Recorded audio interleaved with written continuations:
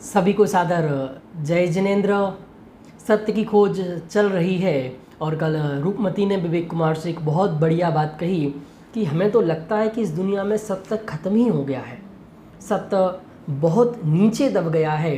तो विवेक कुमार ने बहुत बढ़िया आंसर किया था कि सत्य नीचे नहीं दब गया, सत्य खत्म नहीं हो गया। आज सत्य तो है पर सत्य की खोज खो गई है। आज सत्य प्राप्ति के लिए हमें वो ललक नहीं है जो दुनिया की हर चीज़ की। आज हम एक छोटी सी खोज के लिए, छोटी सी वस्तु की खोज के लिए हमें कितनी ललक है। एक विषय लोलुपी जीव के लिए विषय की कितनी ललक है। क्या वैसी ललक हमें सत्य की प्राप्ति की है? अगर वैसी तलब है तो डेफिनेटली आपको सत्य मिलने वाला है। तो आपको ध्यान रखना है, सत्य नहीं, सत्य की खोज खो गई है। सत्य को नहीं, सत्य की खोज को खोजना है। सत्य तो ऑलरेडी विद्यमान है, खोज की रुचि जागृत हो गई तो सत्य मिलने में देर नहीं लगने वाली। ऐसी बहुत मार्मिक चर्चा की थी। आइए आगे चलते हैं। आगे क्या बात हुई थी कि बहुत बढ़िया, मतलब आज का जो लेसन आने वाला है बहुत बढ़िया लेसन है, बहुत मार्मिक लेसन है। हम सबको समझ में आना चाहिए। अगर ये लेसन आज का समझ में आ गया तो समझ हमारा बहुत बड़ा काम हो गया। बिना विवेक के श्रद्धा अंधी होती है। क्या कहा? अगर विवेक नहीं है, विवेक के बिना जो भी श्रद्धा होगी वह श्रद्धा अंधी है, उसका कोई महत्व नहीं है, उसका कोई इम्पोर्टेंस नहीं है। अगर विवेक नहीं है तो विवेक के बिना श्रद्धा अंधी होती है। गुण दोष का निर्णय करना विवेक का काम है, क्योंकि क्या गुण है क्या दोष है यह काम विवेक का है। क्योंकि जिसके जीवन में विवेक होगा वह व्यक्ति ही गुण दोष का निर्णय कर सकता है। जिसके जीवन में विवेक नहीं है वह गुण दोष का निर्णय नहीं कर सकता है। श्रद्धा का स्वभाव तो समर्पण का है। जिसके प्रति हो गई उसके प्रति सर्वस्व समर्पण पर तुल जाती है। क्या कह रहे हैं कि जो श्रद्धा का नेचर है, जो श्रद्धा का स्वभाव है, उसका काम तो समर्पण करना है, उसका काम तो झुकना है। जिसके प्रति हो गई उसके प्रति सर्वस्व समर्पण पर तुल जाती है। विवेकहीन श्रद्धा आस्थान या कुस्थान में लगे तब तो हानि करती ही है, यदि सुस्थान में लगे तो लाभ नहीं करती। क्योंकि सत्य असत्य और गुण दोष का निर्णय करना उसका काम नहीं है। हमें क्या लगता है श्रद्धा काम कर लेगी, श्रद्धा होगी तो सही ही होगी। नहीं, सही क्या है गलत क्या है यह काम श्रद्धा का नहीं है, यह काम है ज्ञान का। पहले यह काम है विवेक का।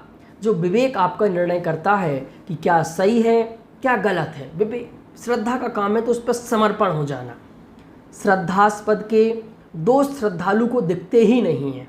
और ये कितनी बड़ी गजब बात है कि हमें जिसके ऊपर श्रद्धा होती ना, जो हमारे श्रद्धेय हैं उनके हमें दोष तो दिखते ही नहीं हैं। जैसे फॉर एग्जांपल मुझे आपके ऊपर पक्की श्रद्धा है तो फिर मुझे आपके दोष नहीं दिखेंगे। क्यों? आपके ऊपर श्रद्धा है। अंधश्रद्धा का सबसे बड़ा दोष यही तो है। अंधश्रद्धा का दोष यही है कि उसे जिस पे श्रद्धा है उसमें बहुत सारे दोष हैं, इसके बावजूद भी उसको नहीं दिखते। जिसको देव माना मान लिया, जिसको गुरु माना मान लिया, जिसको शास्त्र माना मान लिया, बस वह सब ठीक है उसकी दृष्टि में। क्या कह रहे हैं? जिसको देव माना तो मान लिया, जिसको शास्त्र माना तो मान लिया, जिसको गुरु माना तो मान लिया। आज तक समझने की कभी कोशिश ही नहीं की कि जिन्हें हम देव मान रहे हैं क्या वो सच्चे हैं क्या? जिन्हें हम शास्त्र मान रहे हैं वो सच्चे हैं क्या? जिन्हें गुरु मान रहे हैं क्या वो सच्चे हैं क्या? जिनके प्रति सच्ची श्रद्धा है। गुण दोष का निर्णय तो विवेक ही करता है। क्या क्या क्या शब्द प्रयोग कर रहे हैं? विवेक। विवेक का काम क्या है? गुण क्या है, दोष क्या है, इसका निर्णय तो विवेक ही करता है। और जिनके जीवन में विवेक है वही गुण और दोष का निर्णय कर सकते हैं।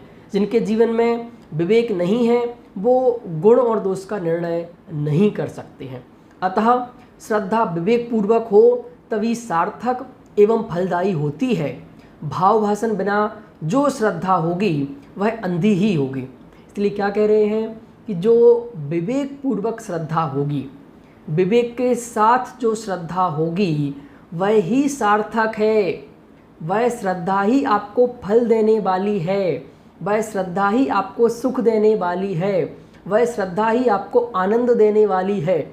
विवेक के बिना, भाव भाषण के बिना जो भी श्रद्धा होगी वह कोरी अंधी श्रद्धा होगी, वह आपको फल देने वाली नहीं होगी। फल तो देगी, गलत फल देगी, उससे आपको गलत रिजल्ट ही मिलेगा। सहज श्रद्धालु नारी को कोई ना कोई श्रद्धेय चाहिए जहाँ वह अपनी श्रद्धा सुमन समर्पित कर सके।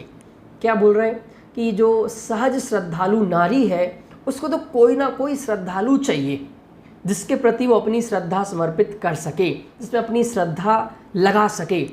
श्रद्धामयी रूपमती जब तथाकथित देव गुरु में श्रद्धा कर चुकी थी तब उसके प्रति समर्पित थी। आपने देखा पहले की स्टोरी में, आपने सुना होगा कि जब रूपमती की उन महात्मा जी के प्रति श्रद्धा हुई तो बिल्कुल पूरी श्रद्धा थी, 1% भी कहीं कोई कमी नहीं थी। अब जबकि उसकी श्रद्धा उधर से हटी तो शास्त्रों के प्रति झुक गई।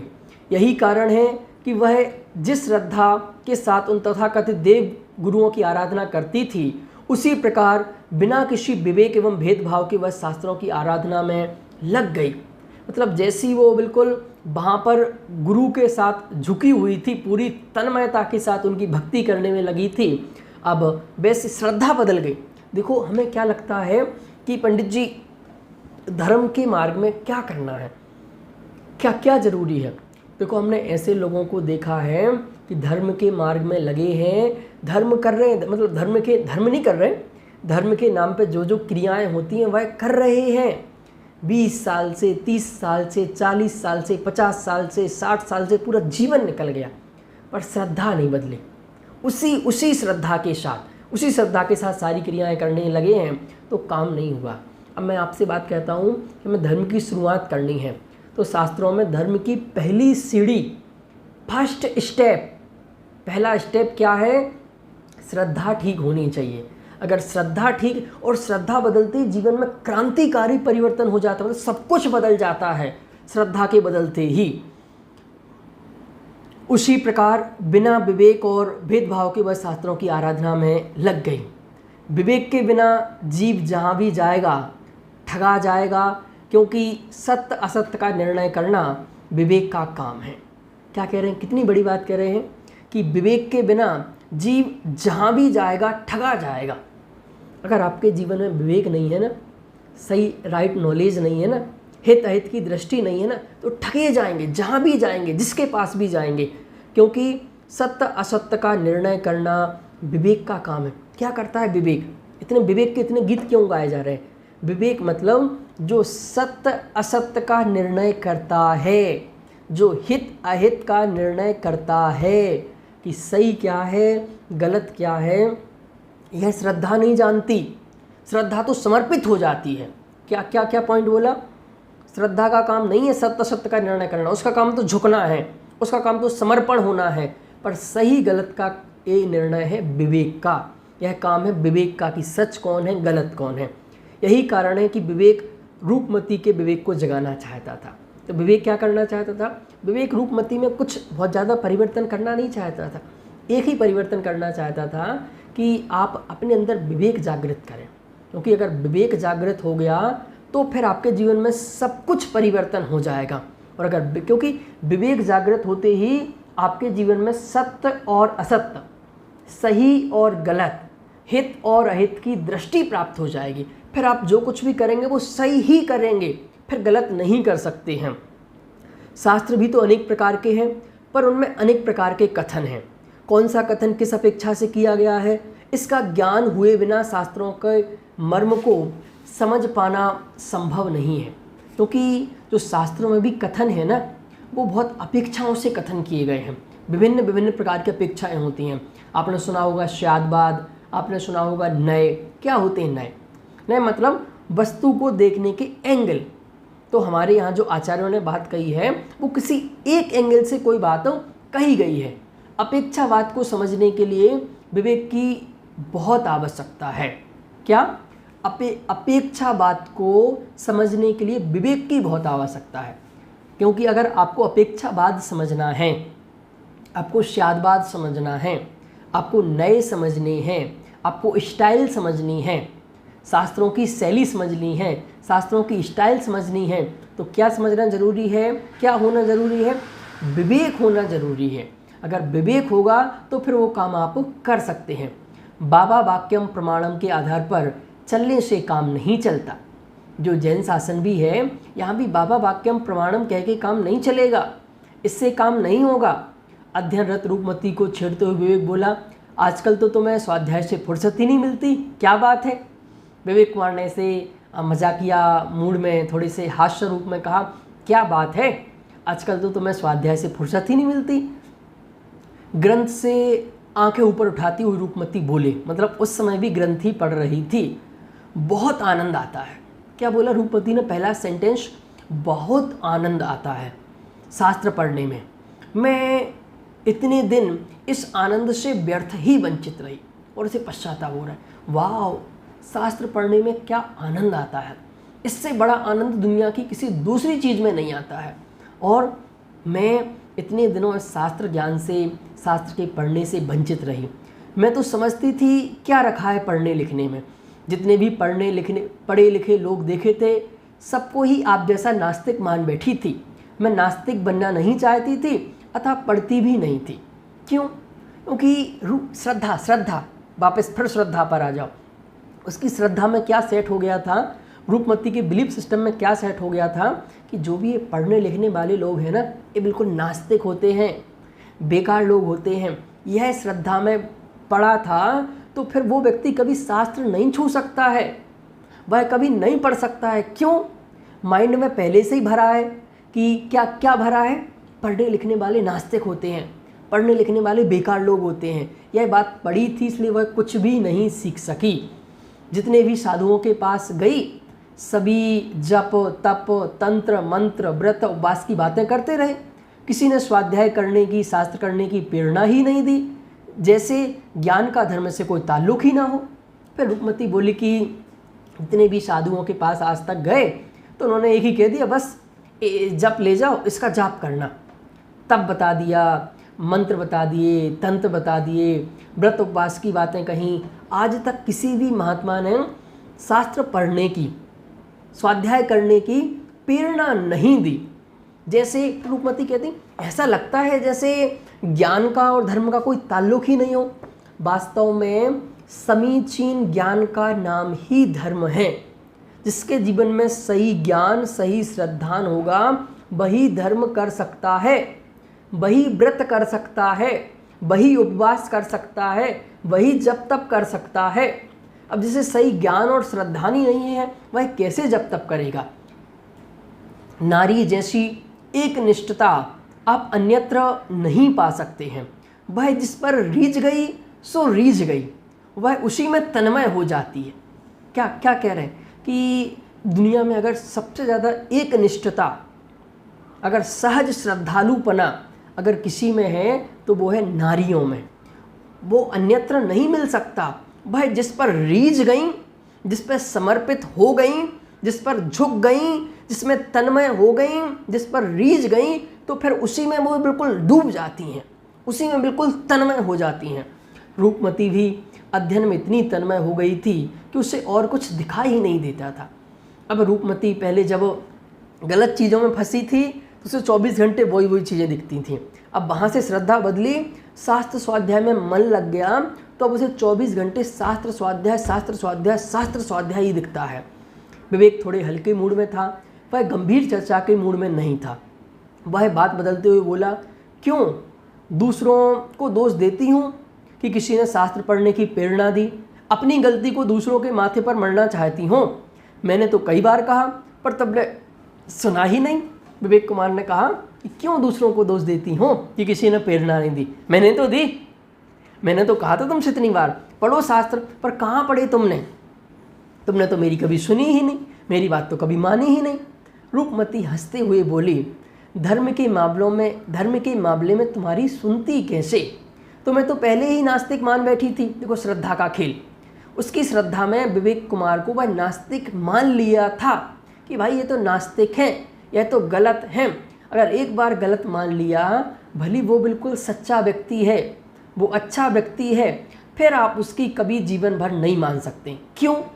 आपके बिलीफ सिस्टम में एक बार चला गया। हमारे यहाँ भी होता है ना कि हमने एक बार सिस्टम में डाल लिया भाई ये आदमी तो खराब है, तो क्या फिर वो कितना ही अच्छा होए, वो है बहुत अच्छा, सबसे अच्छा है, पर हमारे सिस्टम में चला गया ना कि विवेक कुमार तो नास्तिक है।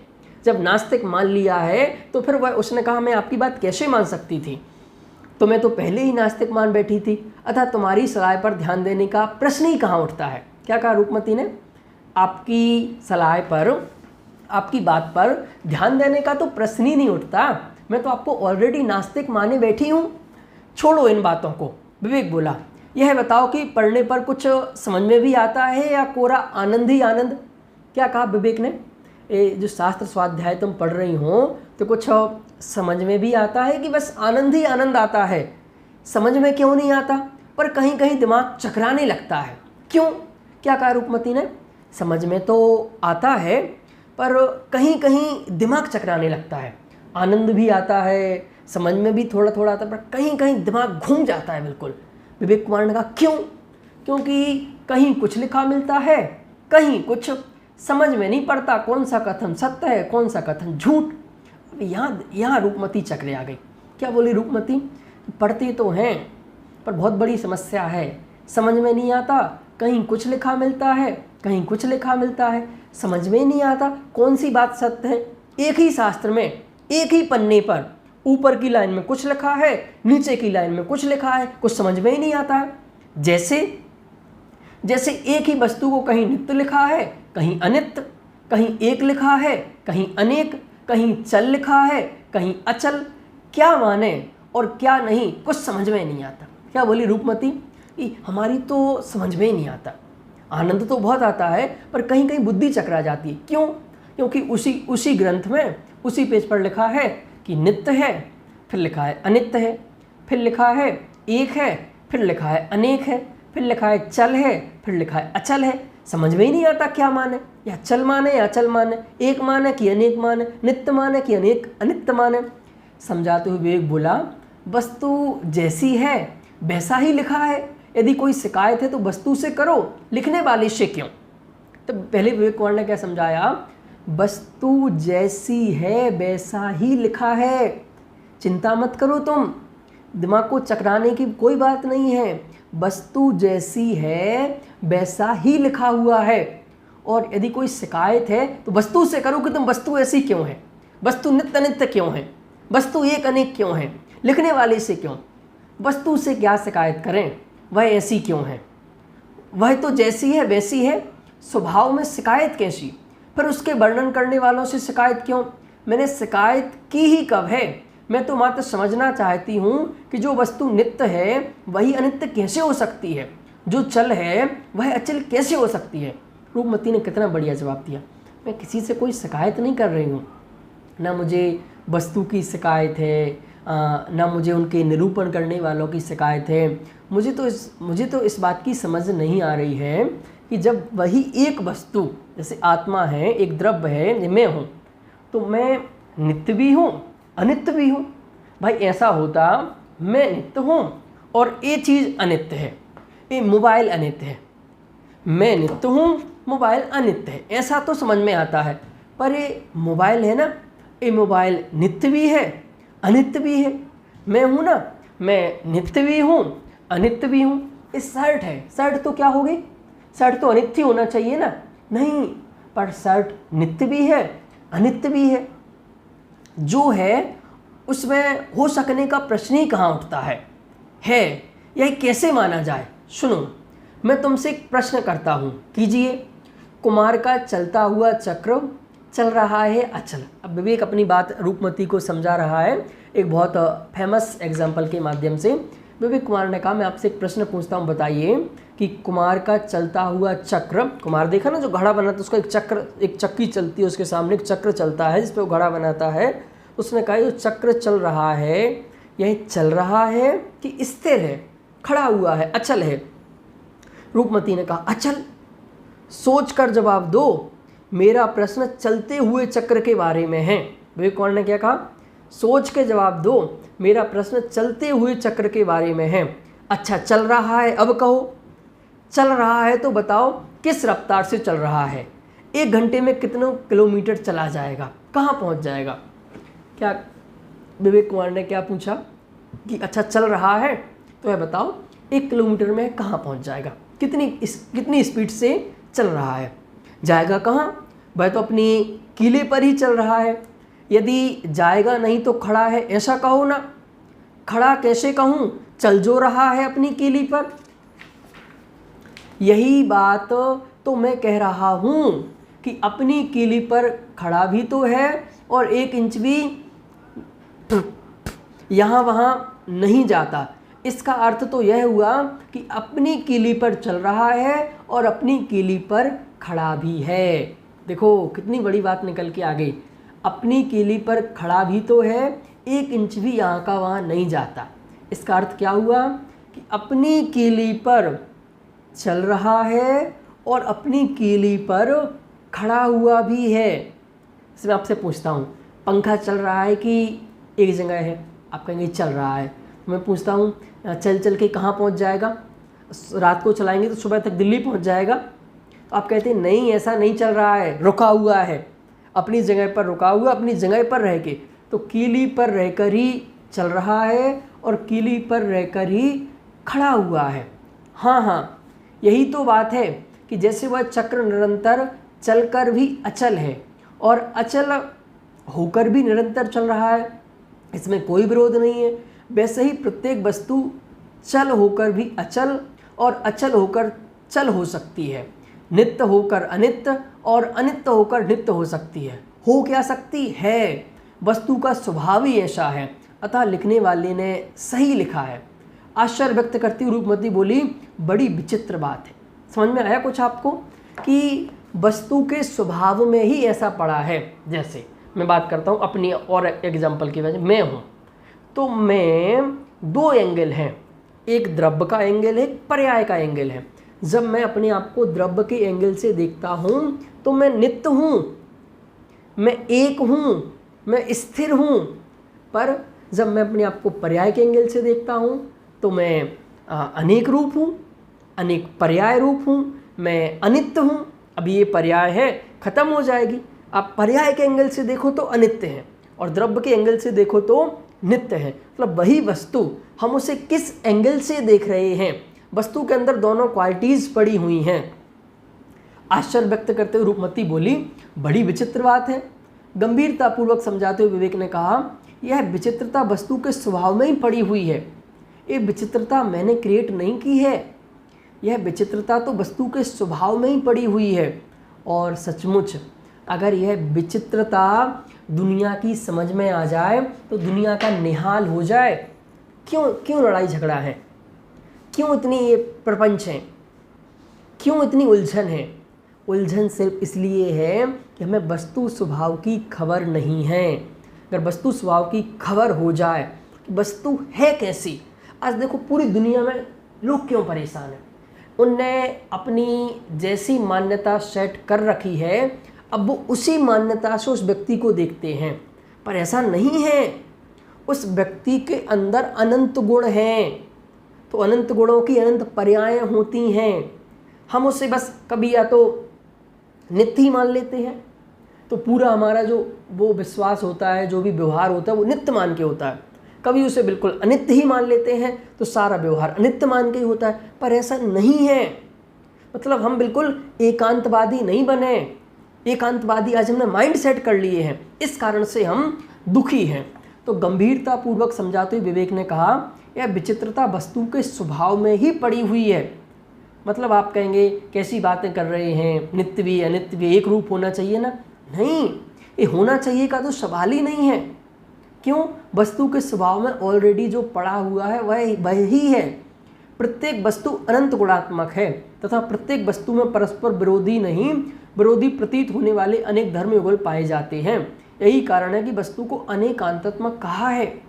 वस्तु नेचर से ही अनेक रूप है, अनेक धर्म रूप है और वह धर्म ऐसे भी हैं वस्तु के अंदर कि हमें परस्पर विरोधी जैसे लगते हैं कि ये कैसे हो गए, नित्य अनित्य है, ये बिल्कुल विरोधी जैसे लगते हैं कि वो वस्तु नित्य भी है अनित्य भी है। हाँ बिल्कुल है। मैं आपसे प्रश्न पूछता हूँ कि आप हैं भाई साहब, आप क्या क्या हैं? आप पिता भी हैं पुत्र भी हैं, है ना? पिता और पुत्र, किसकी बात करते हो? जो पिता है वो पुत्र कैसे हो सकता है, और जो पुत्र है वो पिता कैसे हो सकता है? अरे क्यों नहीं हो सकता है? आप है ना, आप किसी के पुत्र भी हैं और किसी के पिता भी हैं, किसी के मामा भी हैं, किसी के चाचा भी हैं, किसी के फूफा भी हैं, किसी के दादा हैं, किसी के जीजा जी हैं, किसी के साले हैं, आप सब कुछ हैं। आप घबरा जाते हैं, ऐसा कैसे हो सकता है? मैं जीजा जी कैसे हो सकता हूँ? मैं तो पापा हूँ, मैं तो बेटा हूँ, मैं पापा कैसे हो सकता हूँ? मैं मामा जी कैसे हो सकता? नहीं नहीं, आप हैं, आपके अंदर ऐसी योग्यता पड़ी हुई है। आपने बहुत अच्छा समझा दिया। ऐसी गुत्थियाँ पढ़ने पर मेरा तो दिमाग ही काम नहीं करता। जब आज तक दिमाग से काम, अब विवेक क्या बोलता है बहुत ध्यान से सुनना, जब आज तक दिमाग से काम ही नहीं लिया तो वह काम कैसे करेगा? क्या विवेक ने बोला कि दिमाग से आपने काम लिया नहीं ना, इसलिए वह काम नहीं करता। जो वस्तु काम में आती रहती है वह चमकती रहती है, पर अच्छी से अच्छी वस्तु भी यदि काम में नहीं आती तो उस पर जंग लग जाता है। यदि दिमाग से काम लोगे तो दिमाग अवश्य काम करेगा। क्या कहा? ये दिमाग से काम लेते रहेंगे ना। अब हम आजकल बिल्कुल अपना दिमाग गिरवी रख के धर्म करना है, दिमाग नहीं लगाना है। हमें आत्मा का कल्याण करना है, सुखी होना है, दिमाग नहीं लगाना, गिरवी रख के। तो दिमाग गिरवी रख के काम नहीं हो सकता है। अभी तक तो मैं यही समझती थी कि जानने मानने से क्या होगा, कुछ करना पड़ेगा तब धर्म होगा। जिसके पास जाती थी वे भी ऐसी बातें करते थे कि दवाई खाने से आराम होता है, दवाई को जानने और ऐसा मानने से इससे आराम हो जाएगा। कभी किसी को आराम हुआ भी है? यदि जाने माने नहीं तो भी खाने से लाभ मिलेगा। पेट खाने से भरता है, जानने मानने से नहीं। मैं भी यही जानकर ज्ञान से विमुख को क्रियाकांड में ही उलझी रही। क्या क्या रूपमती ने कहा? मैंने आज तक ये सुना था बस करो, जानना मानना अपने काम की बात नहीं है। मैं आज आपसे एक बहुत बड़ी बात पूछता हूँ कि एक मजदूर होता है और एक उसका मालिक होता है। काम कौन करता है? मजदूर। क्या कमाता है दिन में? 200-500 रुपये। और जो मालिक बस जान रहा है, या अपन उसके ऊपर स्टैंडर्ड बढ़ाते जाओ कि मालिक ने उसके जो काम कर रहा है ना मजदूर, उसके ऊपर एक मैनेजर लगा रखा है। मैनेजर का क्या काम है? बस उसको जानने का, उसको देखने का, देखना जानना बस। मैनेजर की तनख्वाह उससे डबल होती है। उसके ऊपर का मैनेजर वो इसको देख रहा है, उसकी तनख्वाह उससे डबल होती है। और जो मालिक इन सबको कर कुछ नहीं रहा है, जान रहा है, देख रहा है, उसकी तनख्वाह सबसे, तनख्वाह क्या, उसका तो पूरा सब कुछ उसका ही है। जानना क्या क्रिया नहीं है? ज्ञान करना क्या करना नहीं है? ज्ञान करना भी एक काम है। हमें अभी क्या लगता है कि जानना थोड़ी कोई काम है, ज्ञान करना थोड़ी कोई काम है। जानना स्वयं क्रिया है, उसे अन्य क्रिया की क्या आवश्यकता है? ज्ञान करने के बाद ही सही, पर कुछ चारित्र का पालन तो करना ही होगा। क्या कहा? चारित्र। जड़ की क्रिया का नाम चारित्र नहीं है, पुण्य पाप की क्रिया का नाम भी चारित्र नहीं है। जिस आत्मा को जाना है, माना है, उसी में जम जाना, रम जाना, समा जाना ही वस्तुतः चारित्र है। क्या कह रहे?